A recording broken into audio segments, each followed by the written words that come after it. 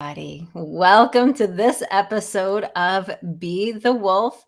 I am excited to be here. We're going to talk about the sense of security. And I know so many people out there are craving that sense of security, right? I stay in this job so that I have a sense of security. I need my business to do well so that I have a sense of security. I want to have a loving partner so that I have a sense of security. And of course, always wanting to create that sense of security for your children, for those of you out there who are parents. I am here today with Laney Liberty, and she is a teen mentor. But before we dive into this sense of security, I would love to give her the opportunity to share what it is that she does. Okay, yeah.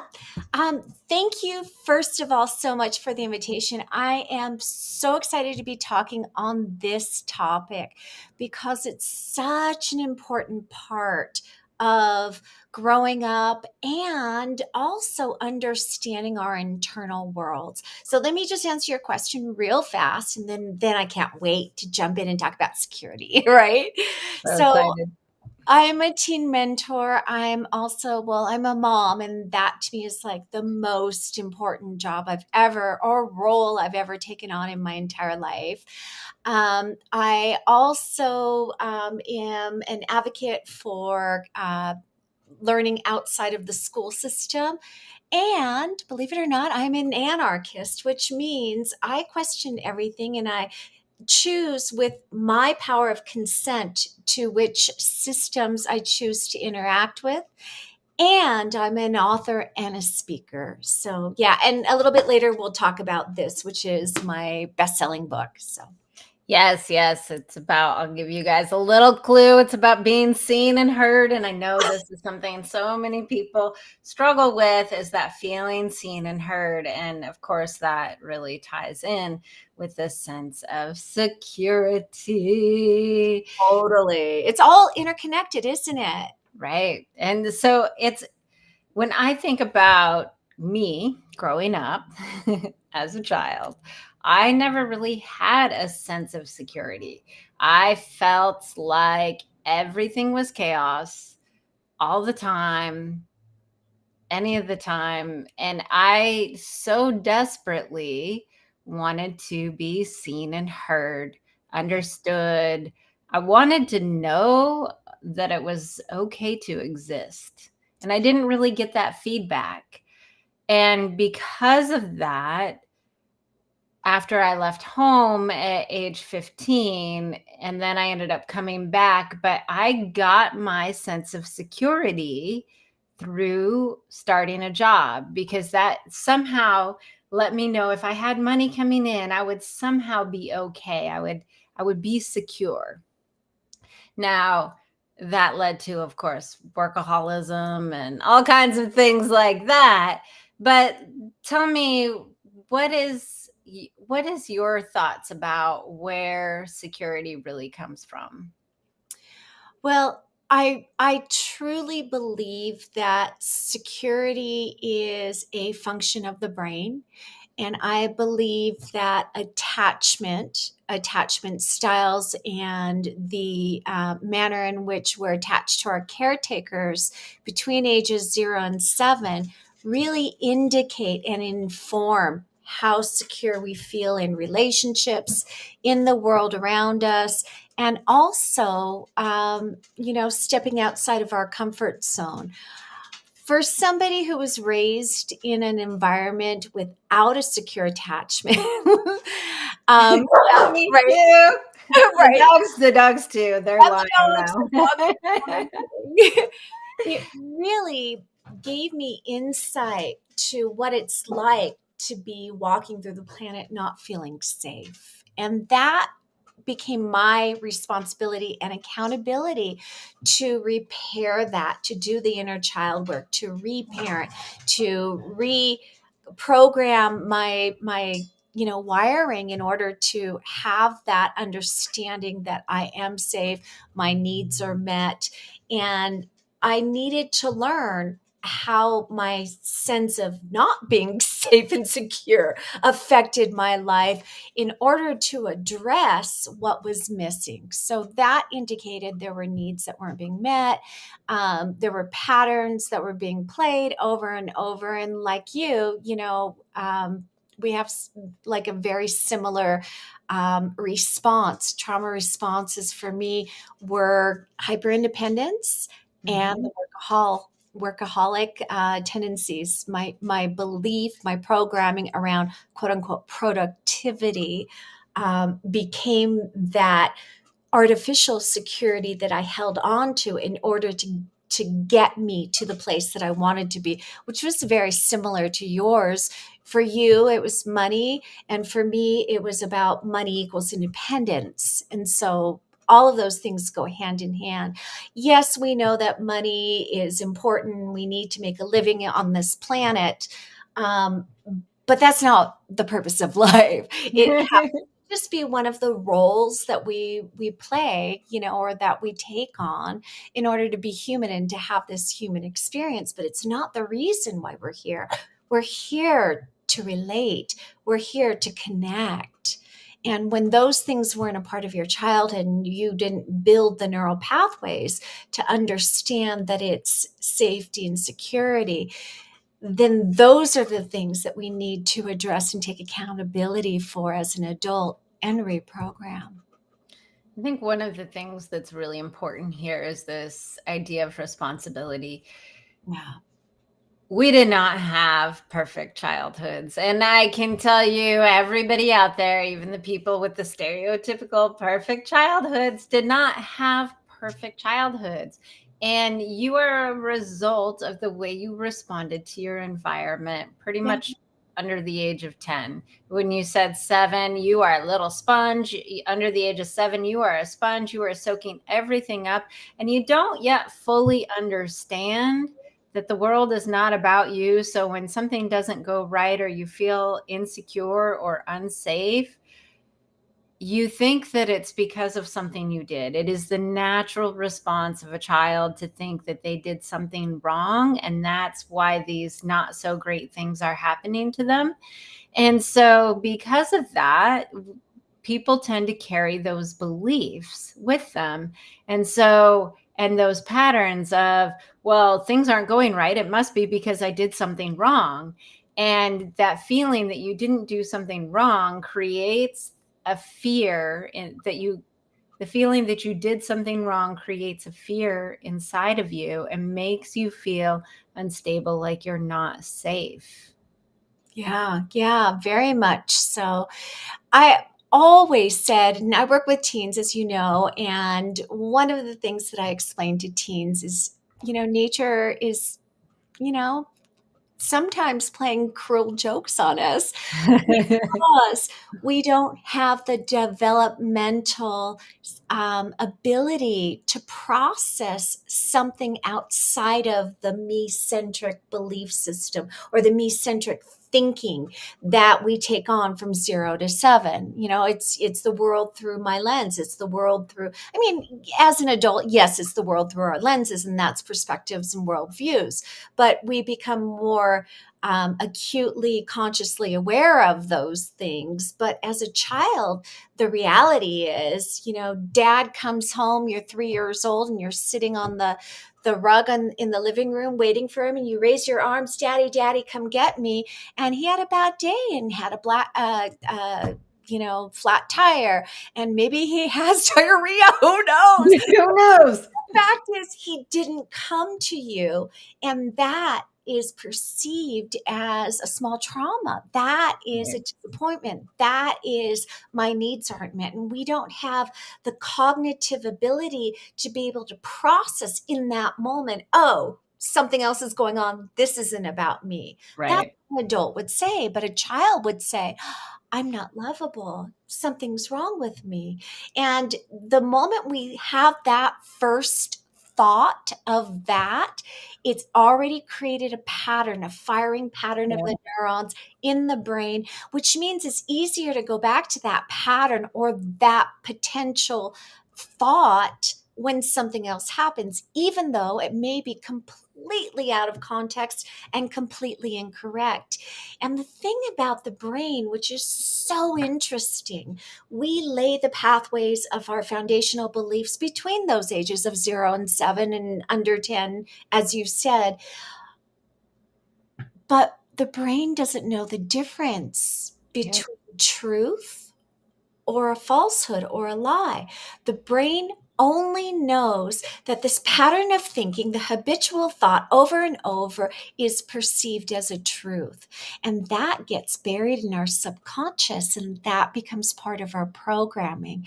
And to me, that is the stuff that we need to uncover, because anytime in our childhood where we didn't feel safe or loved or important or seen or heard or understood, we tell ourselves the reason being is because we're not lovable, because we're not worthy, because something's wrong with us.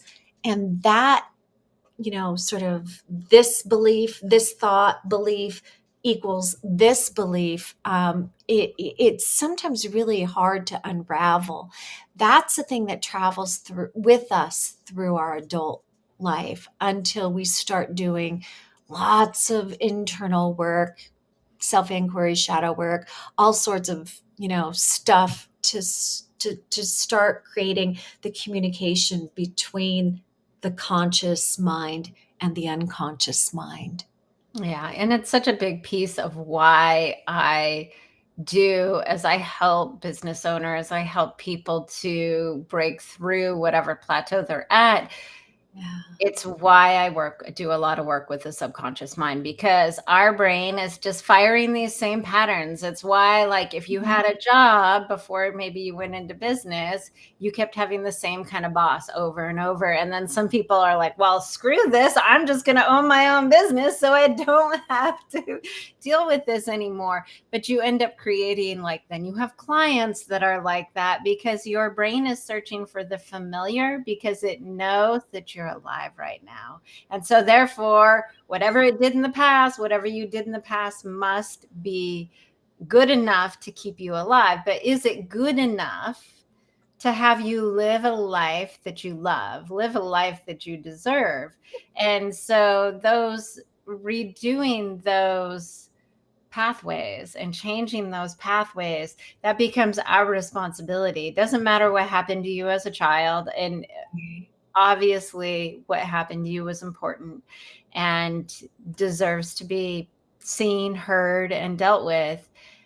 And also, you can't do anything about what happened in the past, but you can take steps to move forward and reprogram those neural pathways so that you can actually create different patterns in your life. And that's such a big piece of Yeah. what doing the work, you always hear people doing the work, is about. And some of those ways of doing the work are more effective than others.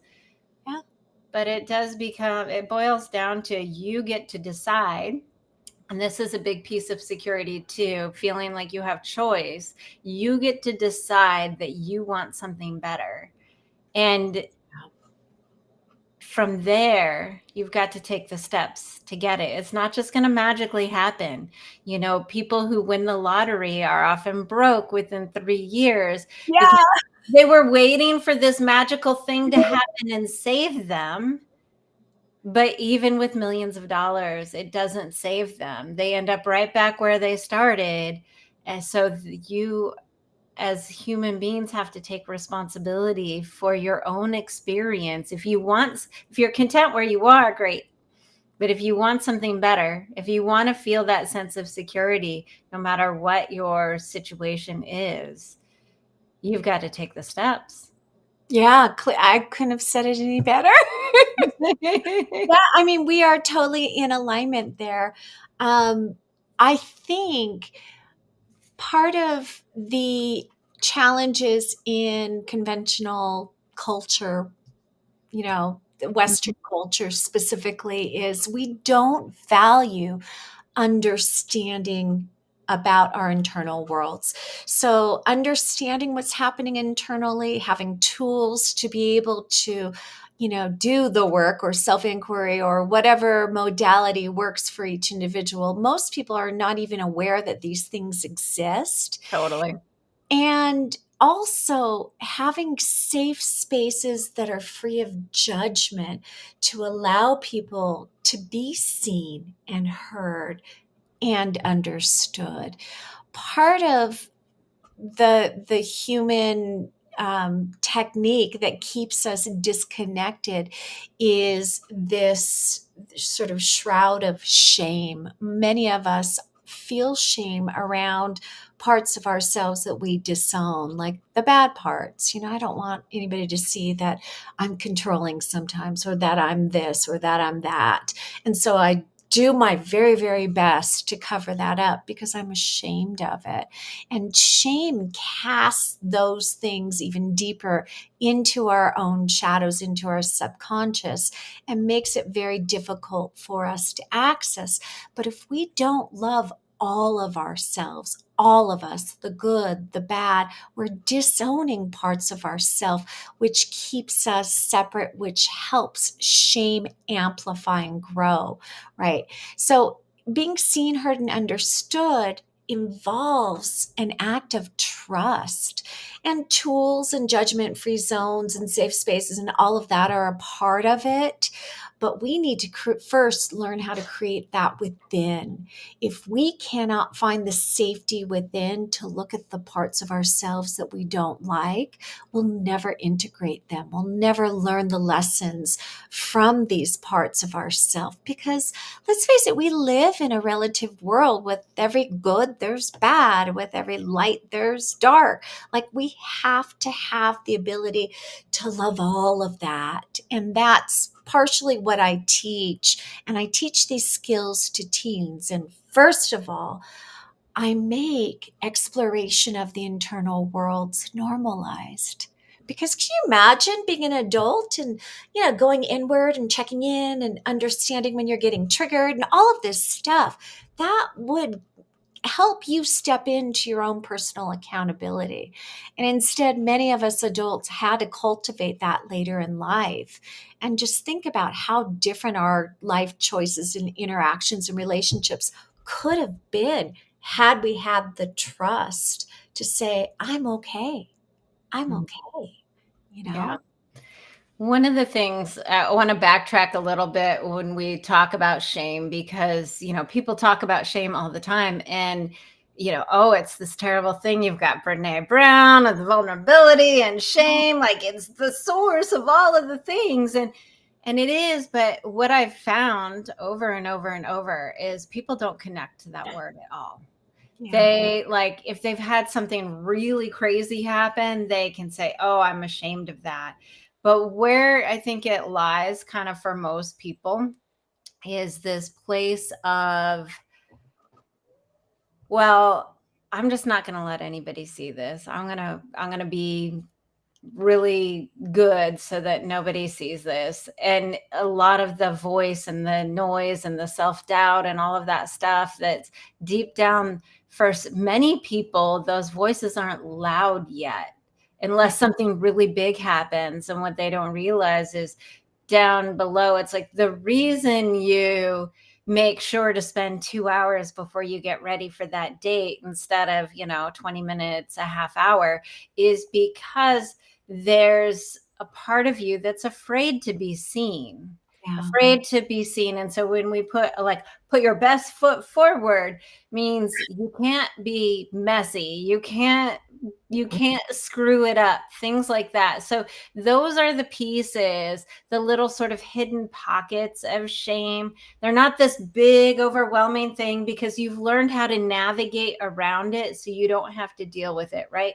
If I look my best and I'm super nice on this date, then it's going to be great. If I talk to the clients and I don't let them know that I have any self-doubt or fear of, like, I need the money right now, then everything's going to be fine. But those are the little pockets that are indicators that maybe there's a part of you you're afraid to have seen, and that fear is a sign of that place that you feel like part of you is not good enough to be seen, and that you might be rejected if it is.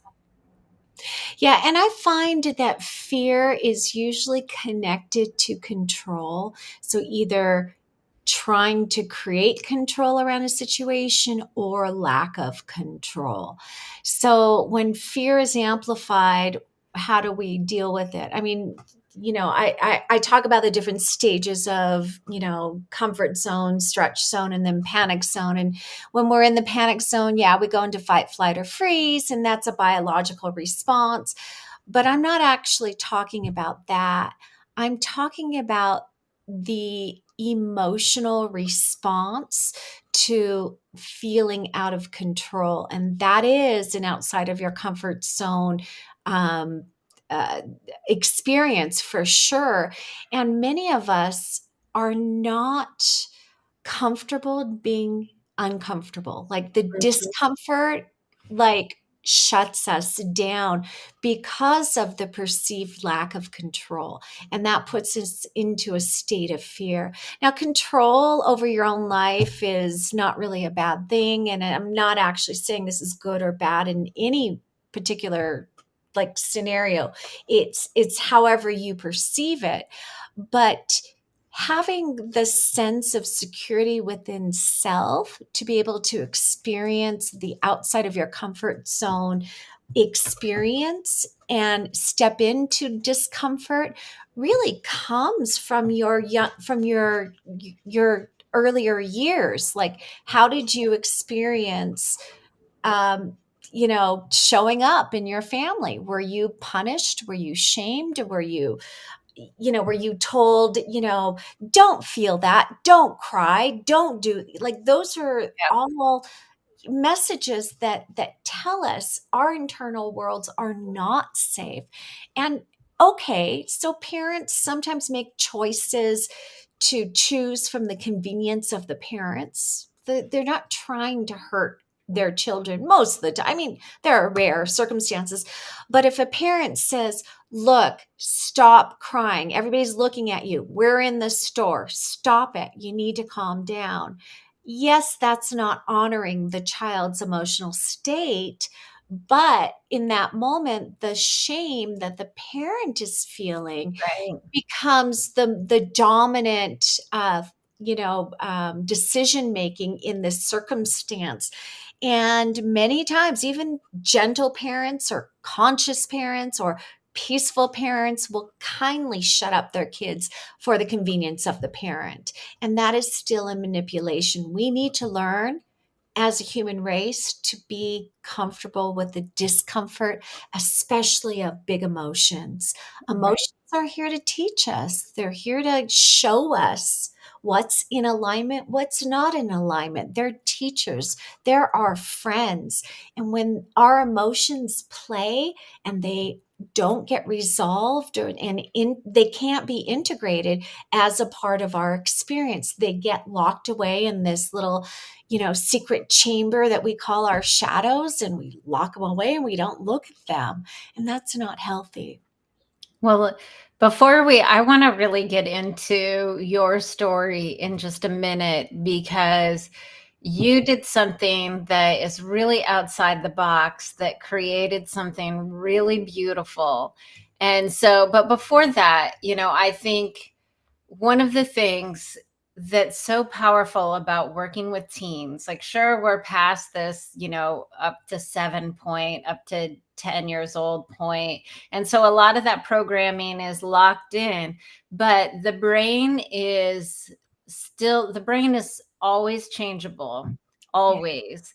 But it's definitely a huge point of where it's extra changeable is during the teen years. And Yeah. so I think about being able to catch some of that stuff before you move into adulthood, and before those pathways and those patterns become ingrained, like seriously, like ingrained in you, is Yeah. so powerful. So can you tell people how it is that they can get in touch with you and work with you, so that they can support their own teens in really having the ability to create that sense of security within themselves. Sure. So, um, I raised my son as a partner in partnership, and we call it partnership parenting. And to me, that is probably the most healthy way to be in relationship with another human being. I wrote a book, and I'm going to talk about that in just a second. But I now have a son who is 23, 20, I'm sorry, 24. He's 24.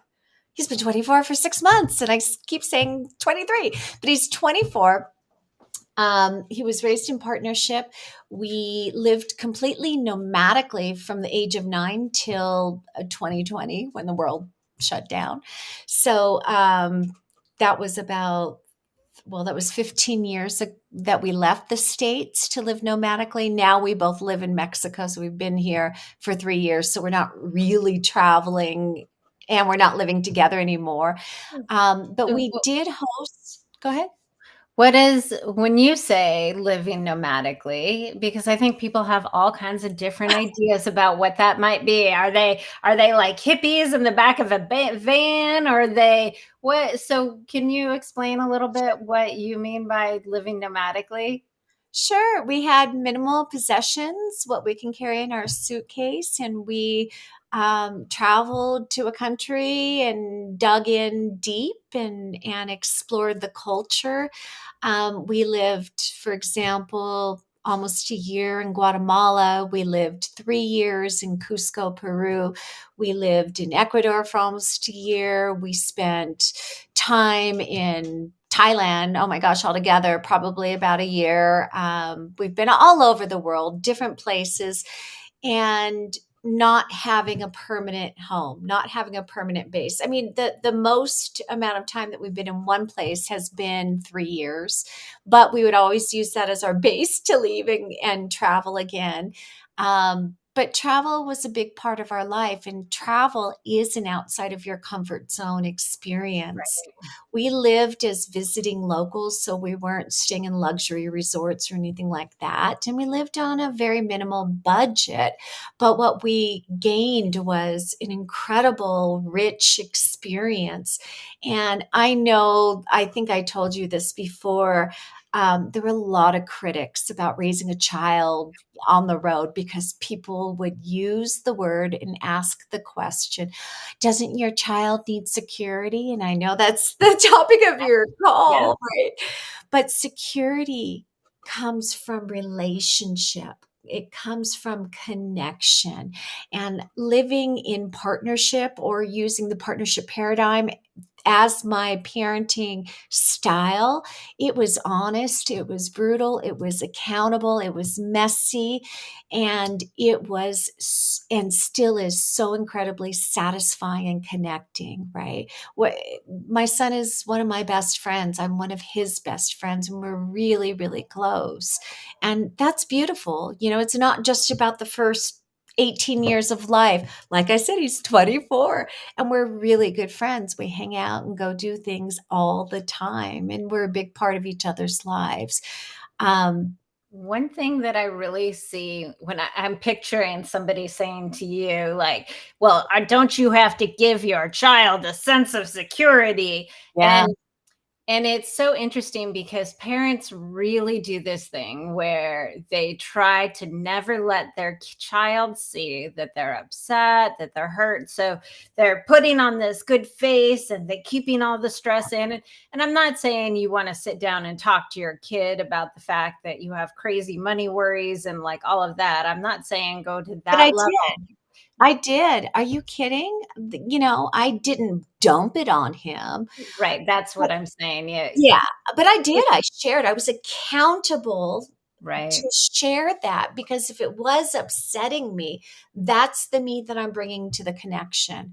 And I'm accountable for sharing. Right now, this is not about you. I'm stressing about money or I'm stressing Right. about this. And that's the key right there. This isn't about you. This is this other thing that's creating stress in my life.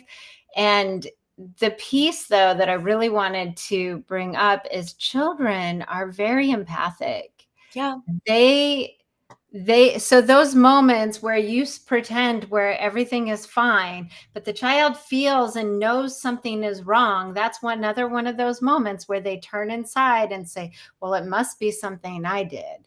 And exactly. so that was really the point I wanted to make, that we put on these good faces to provide this sense of security, but internally, if we're not secure, we're actually creating the opposite outside. The child knows and feels that something's not right, and then it creates this other thing that's even, and I know this so much because I do so much brain reprogramming work in what I do, is that it's like, if it's about me, if what they say is this, but what's really happening is this, then it creates this, I don't understand what's really going on, and nothing makes sense.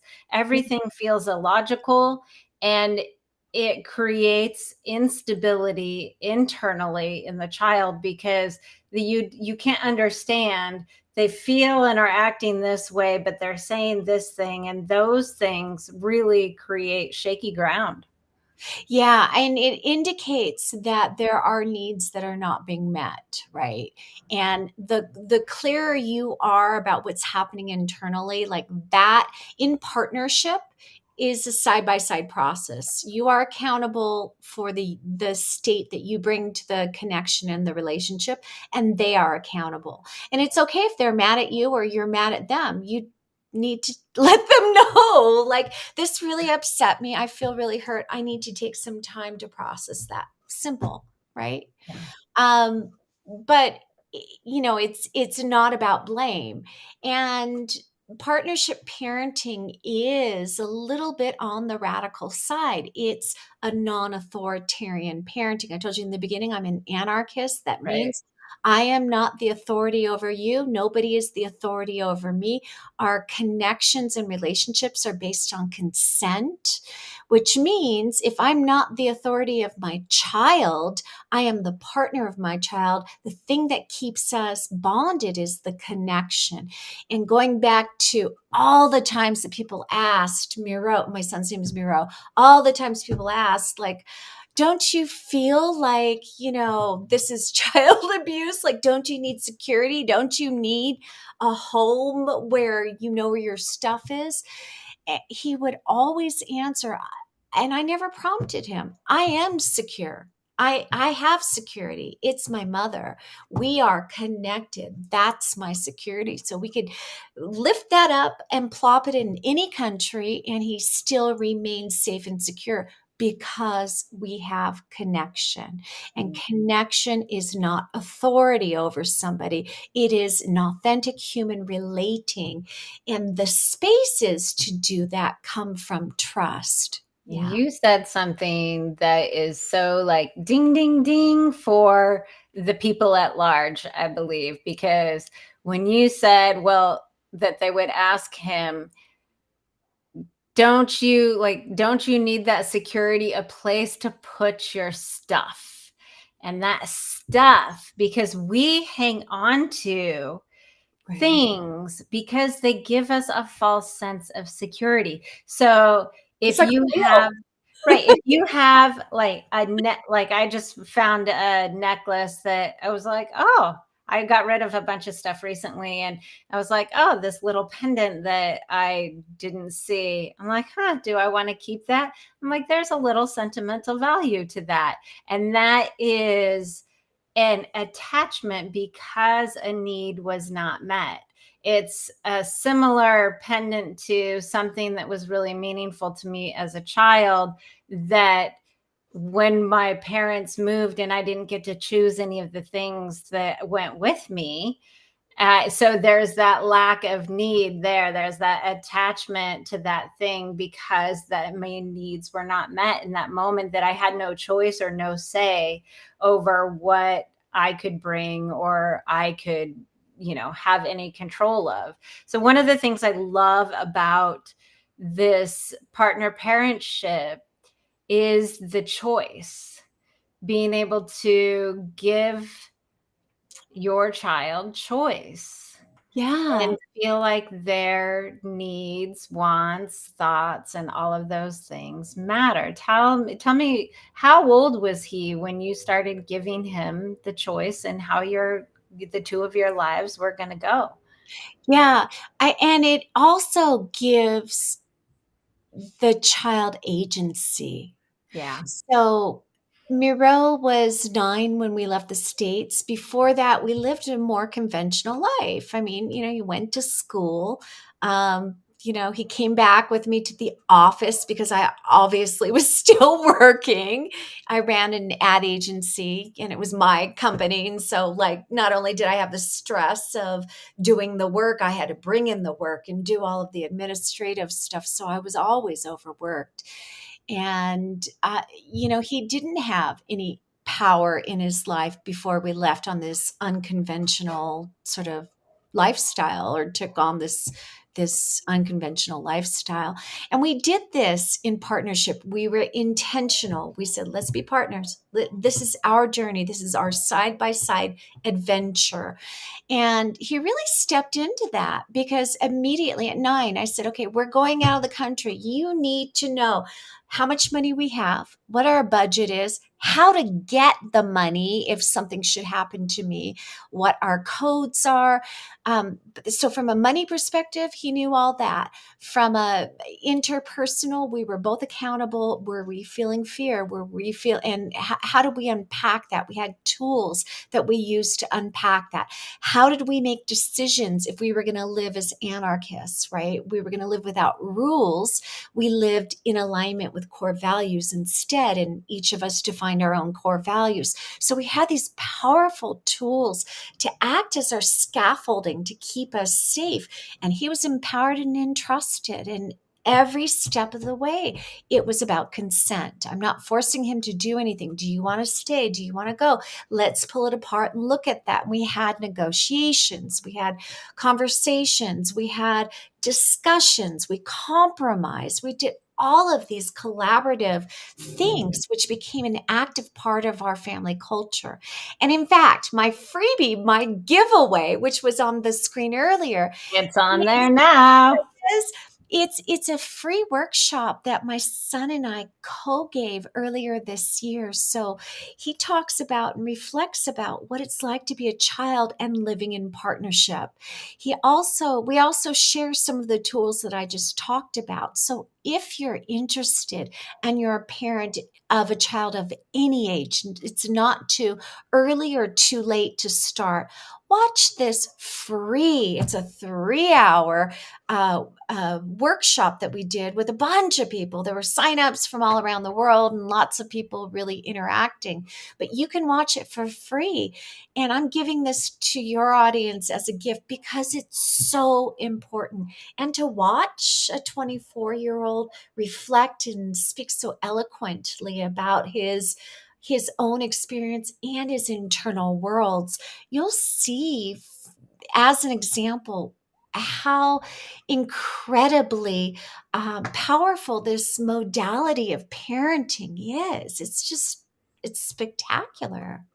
And I'd like to even go another step further and would imagine that watching this video would be super powerful for people, not just parents, but people in partnership and in Yeah. relationship, because there is that place. So often we mimic our romantic relationships Yeah. based off our parental relationships, and or what our parents had. We'll try and find something similar, and it's not always the best fit or the healthiest fit.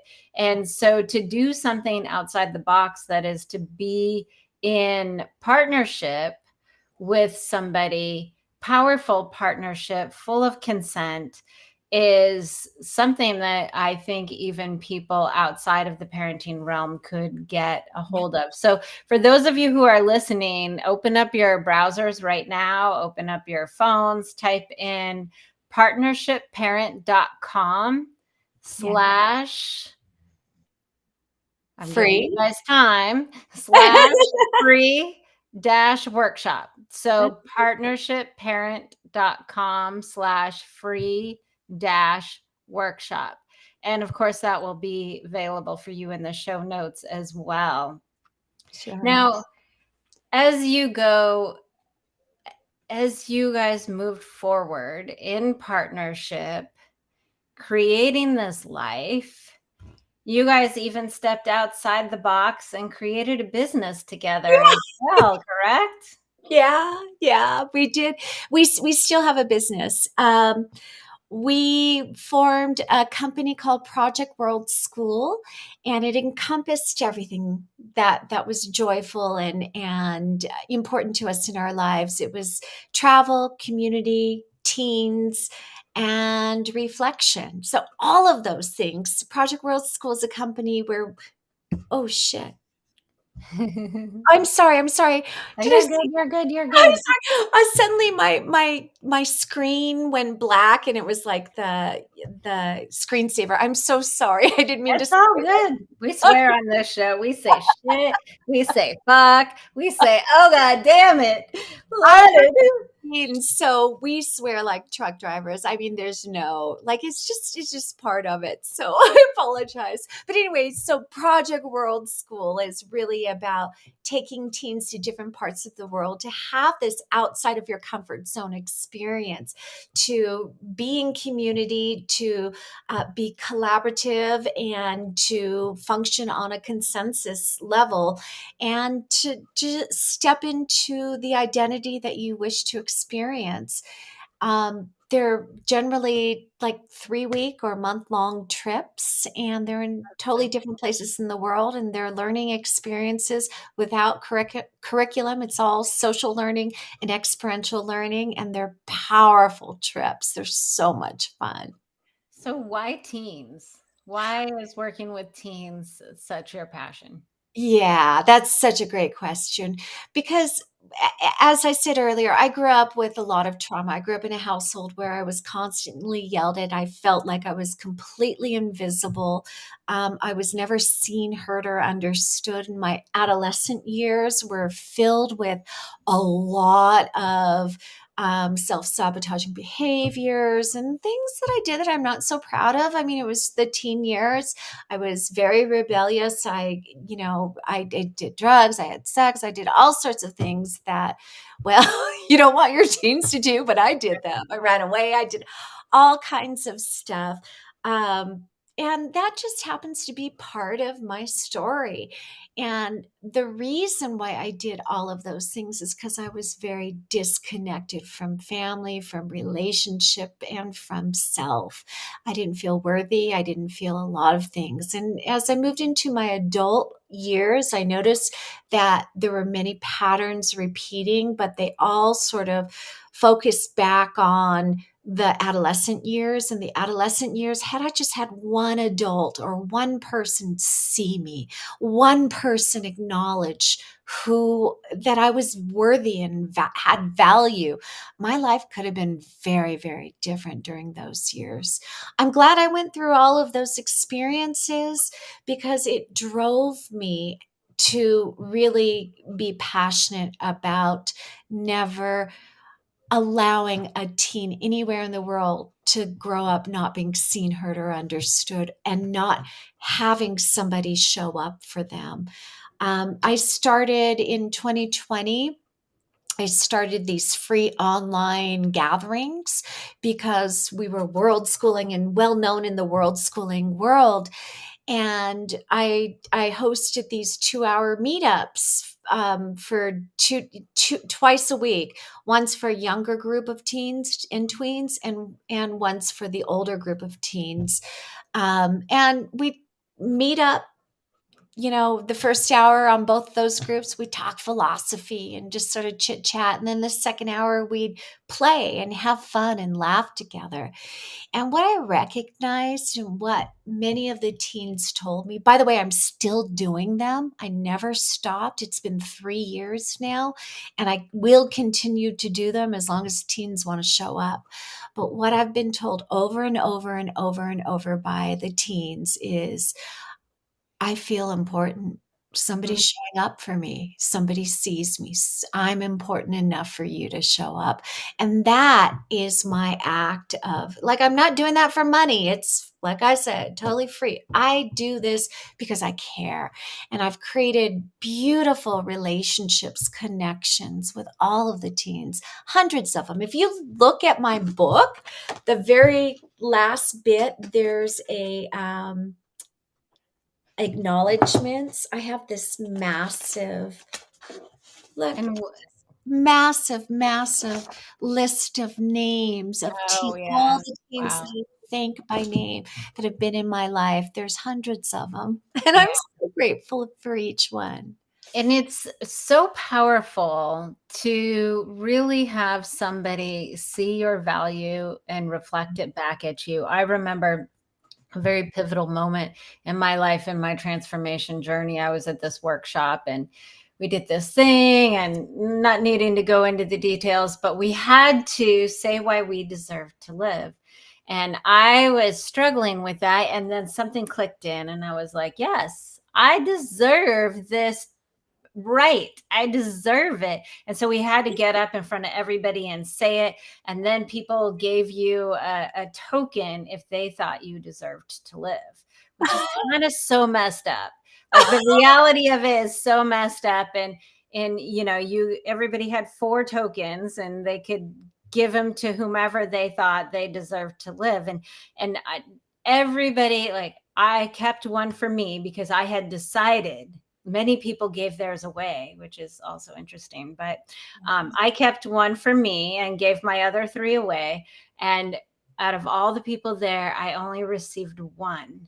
But because I was at this pivotal moment where I was just starting to really see that I deserved to live and I had value, that one person reflecting it back at me catapulted me forward towards my own healing journey. It was one of Beautiful. the most powerful moments in my life. Yeah. So beautiful. What a beautiful story. And I bet that person giving you the token had no idea what impact that would have. And No idea. it's just so powerful. Yeah. Yeah. Beautiful. Yeah. So I want to just say to you, thank you so much for the work that you're doing. You know, part of being the wolf is coming back to this sense of who we truly are. And a big piece of that is understanding that we are secure, that we are safe. And when we feel that from the inside out, we can truly be who we were born to be. We can do what we're meant to do. And by working with teens, you are giving so many people a leg up that might not have had it in the past. And that those one moments, even if they're not, even if everything in their life is collapsing and it's not something they can really hang on to, you've planted that seed.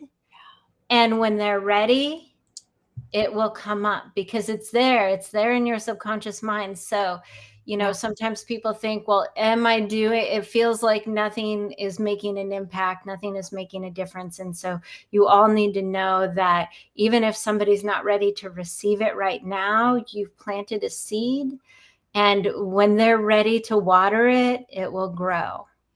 I totally agree with that. And by using tools, it takes the personality out of, the tool. They're just sort of like this objective, like, thing that you do. And when you practice using a tool, it's not like you're doing Laney's thing. You're just using a simple tool. And when you practice it, you're starting to create new neural pathways. And so I teach tools on, like, all sorts of different things.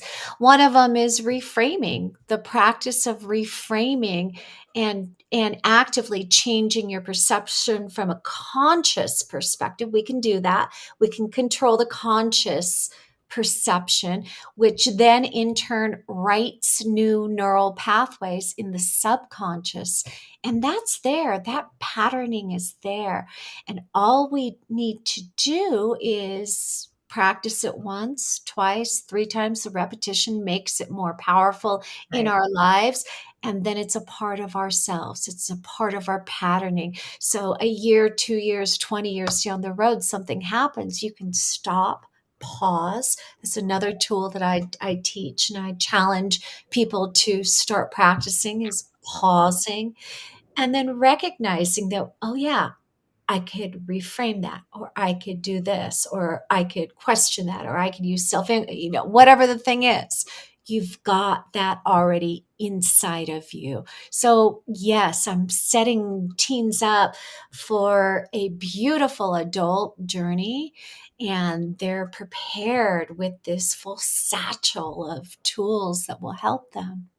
Yeah, beautiful. Beautiful. And everybody, open up those browsers. You can also reach out to Lainey at transformation. Well, sorry. Transformative mentor. Transformative mentoring for teens.com. So again, open up those browsers, transformative mentoring for teens.com. If you have a teen, definitely type it Yes. in, get on the Well, mailing list, do if whatever you're you got to a do. parent if you're a parent of a child of any age, because your kid, if they're younger than a teen, they will be a teen at some Oh, point. 100%, 100%. Oh, I didn't even think of that for some silly reason.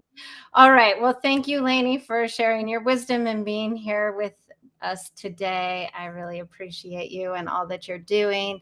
And remember, everybody, when we feel good about who we are and what we do, we create joy and elevate humanity. We'll see you all.